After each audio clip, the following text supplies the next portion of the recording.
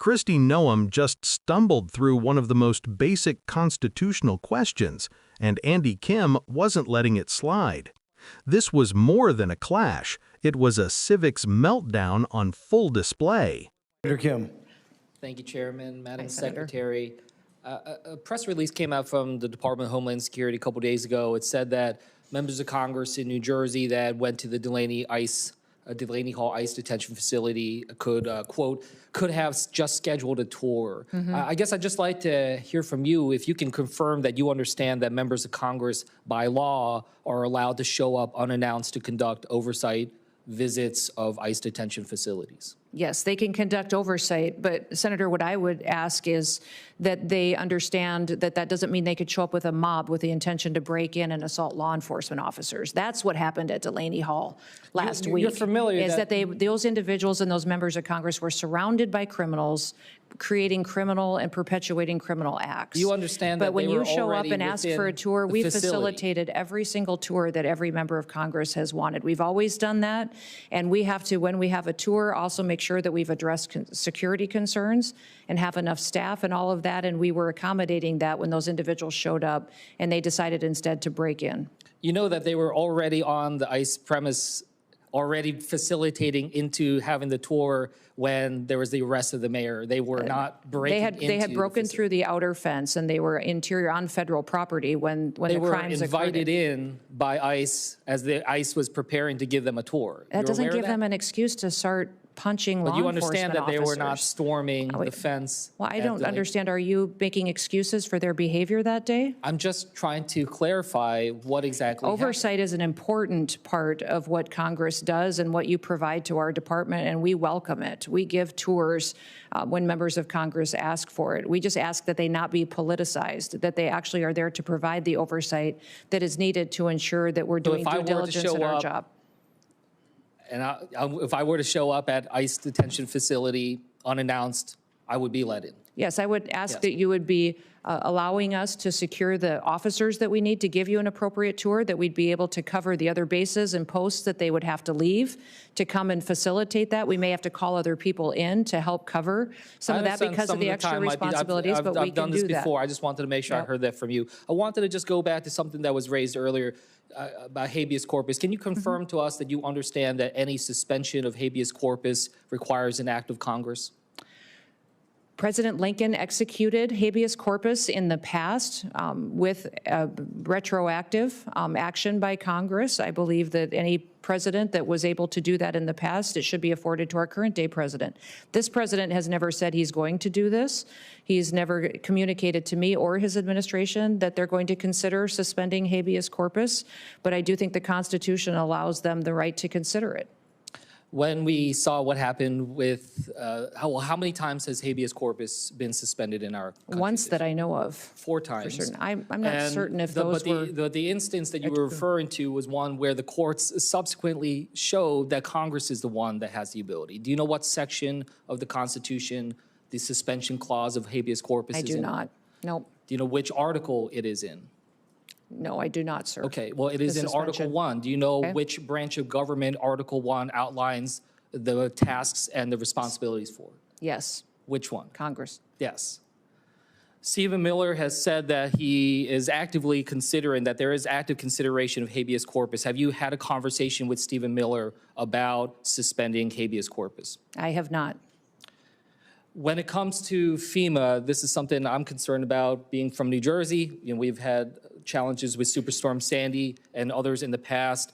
I was alarmed when I saw some reports that the acting head, Richardson, said last Thursday that he's about 80 to 85% done with the hurricane season plan, given that we are just days away from hurricane season beginning. I just wanted to ask you, is he done with his hurricane preparedness plan? He is working diligently with the employees at FEMA and are prepared for hurricane season. What you referenced. Have you seen this plan? Have you seen this plan? Is he? Yes, I've been actively engaged in hurricane response and preparation. We're pre-staging people, pre-staging equipment. Is that We're making sure that we have tabletop exercise we're running through with all of our regions on what their response will be. It's been very extensive how we've laid out this plan. And will you be able to share that plan with this committee? I will check and make sure Yeah, that if I you can can, check but on I would think that we would be able to do that. I can't see any reason that would Just be. one last thing. A couple weeks ago, you said that you were considering restarting in-person training at the National Fire Academy. I just wanted to ask if you're prepared to tell this committee that that you are moving forward with restarting in-person trainings. Yes, the plan is to do that again, so. That has been approved yeah. to restart? Yes, it has been. Okay, thank you. And with that, I yield back. Senator Scott. Sure. Thank you, Chairman. What we just witnessed between Andy Kim and Kristi Noem wasn't just a tense congressional exchange. It was a rare moment that peeled back the curtain on how government accountability and constitutional understanding can collide in real time. Andy Kim, calm and deliberate, was trying to get to the heart of a very basic but critical issue: whether members of Congress, elected officials representing the people, have the right to conduct unannounced oversight visits at ICE detention centers. It's not just about political theater, it's about transparency and the balance of power.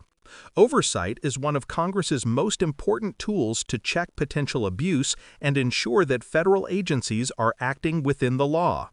But what we saw from Kristi Noem was a deflection, a pivot from the legality and constitutional clarity of Kim's question to emotional and unsubstantiated claims about lawmakers showing up with a mob.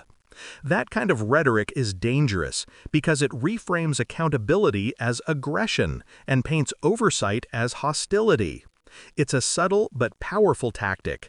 Turn scrutiny into an attack, and suddenly the ones demanding transparency look like the problem. Then came the most revealing moment, when Andy Kim asked Noem about habeas corpus, one of the oldest and most sacred legal protections in the American system. Habeas corpus is the constitutional safeguard that prevents the government from imprisoning people indefinitely without trial.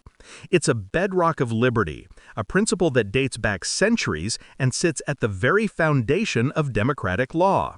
And yet, when Kim pressed Noem on where it appears in the Constitution, she couldn't answer. She didn't know it was in Article 1, the section outlining Congress's powers.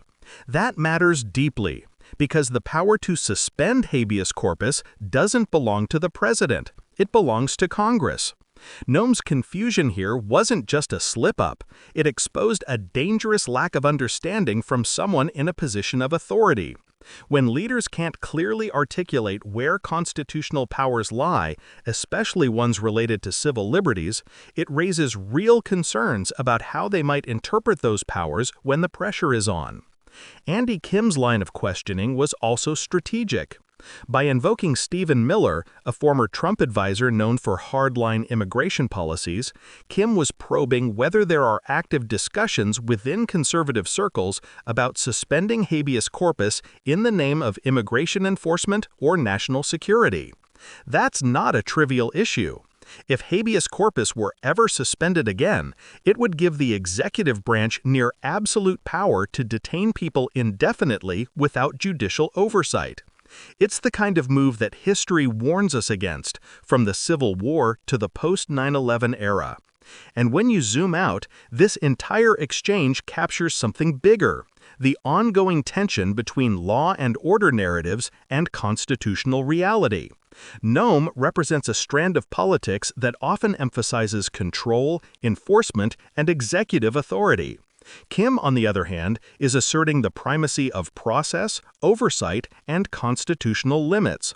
The clash isn't just about detention centers or legal terminology, it's about what kind of democracy America wants to be. One where government power is transparent and accountable, or one where it is justified through fear and force. And that's why moments like this matter. Because when a member of Congress has to remind an executive official where habeas corpus is located in the Constitution and why Congress, not the president, controls it, it's not just a lesson in civics. It's a warning. A reminder that democracy only survives when the people in power actually understand and respect the limits of that power. If you found this breakdown insightful, don't forget to like, share, and subscribe to Left Lens. We bring you the stories behind the headlines, the context, the contradictions, and the constitutional lessons that too often go unnoticed. Stay informed, stay critical, and keep your lens on the left.